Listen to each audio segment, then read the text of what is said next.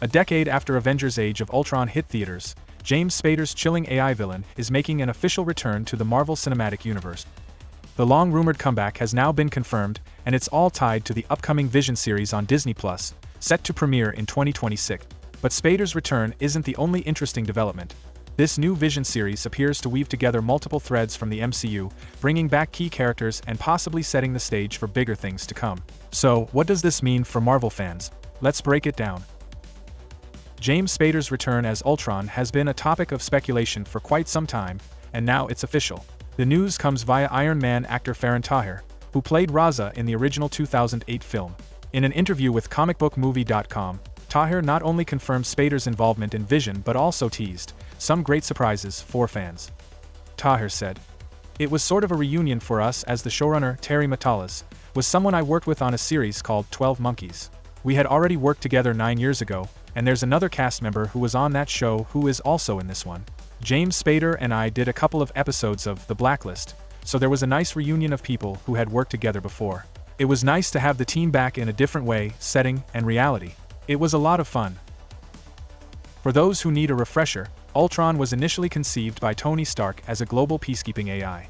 Instead, it became one of the Avengers' greatest threats, attempting to wipe out humanity and create a new world in its own image. Though seemingly destroyed by Vision at the end of Age of Ultron, fans have long speculated that Ultron's consciousness could have survived in some form. The Vision series, a direct spin-off of 2021's WandaVision, is set to explore the story of White Vision, the emotionless, memory-wiped version of the character last seen flying away at the end of WandaVision.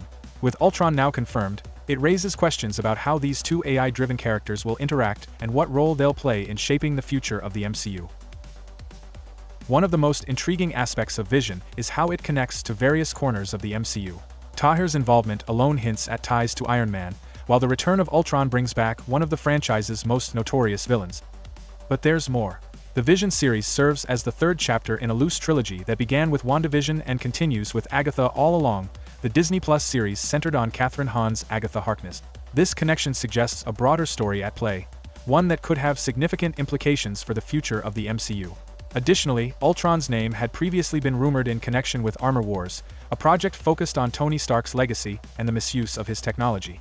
While there's no confirmation of Ultron appearing there, Marvel's decision to bring Spader back now suggests they may have long-term plans for the villain.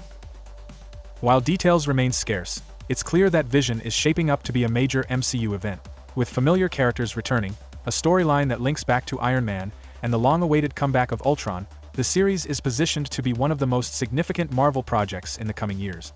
Faran Tahir's comments also indicate that filming is still underway, adding to the excitement. "I have one more stunt to do," he shared, hinting at action-packed sequences that could involve his character and possibly Ultron himself.